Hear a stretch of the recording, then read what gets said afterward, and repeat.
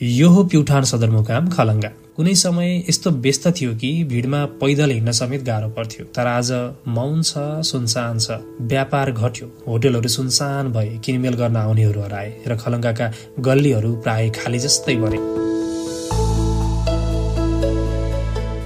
2064 सालमा साझा सवाल कार्यक्रमका लागि प्युठान आएका बीबीसी पत्रकार सुमन खरेलले बागदुलाको पुल पार गर्दै गर्दा भनेका थिए, प्युठानको खलङ्गा कता कता स्विजरल्यान्ड जस्तै लाग्यो। खरेलले भने चाहिँ जो कोहीले पहिलो पटक खलङ्गा टेकेपछि यसको प्राकृतिक सौन्दर्य, शीतल हावापानी र बसोबासको आकर्षण खुलेर प्रशंसा गर्ने गर्दछन्।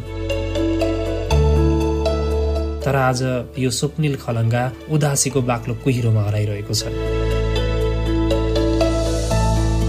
संघीयतापछि सेवा गाउँ गाउँमै पुगेपछि सदरमुकाम आउने बाध्यता हट्यो। खलङ्गा जो विशुद्ध प्रशासनिक केन्द्र मात्र रह्यो, व्यापारिक चहल पहल धान्न असमर्थ रह्यो र खलङ्गा आफैसँग आफै हराउँदै गयो।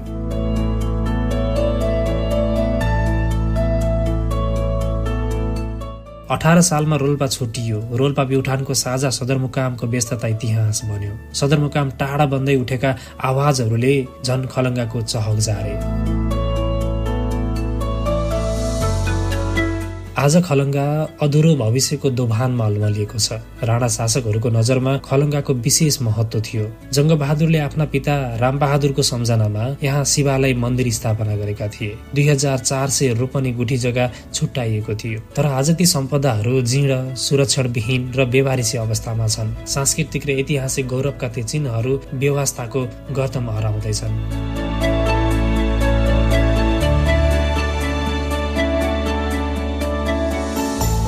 खलङ्गा नेवार समुदायको मौलिक चिनारी बोकेको अस्ति हो।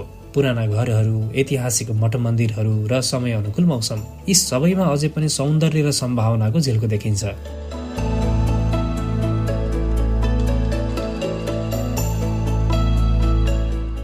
आज मल्लरानी डाँडा र झाँक्रीस्थान मन्दिरले नयाँ आशाका दियोहरू बालिरहेका छन्। कालोपत्रे सडकले पर्यटकलाई बोलाइरहेको छ। तर खलङ्गा बजार अहिलेसम्म उनीहरूलाई थाम्न नसक्ने पूर्वाधार, योजना र तयारी बिना छटपटाइरहेको छ।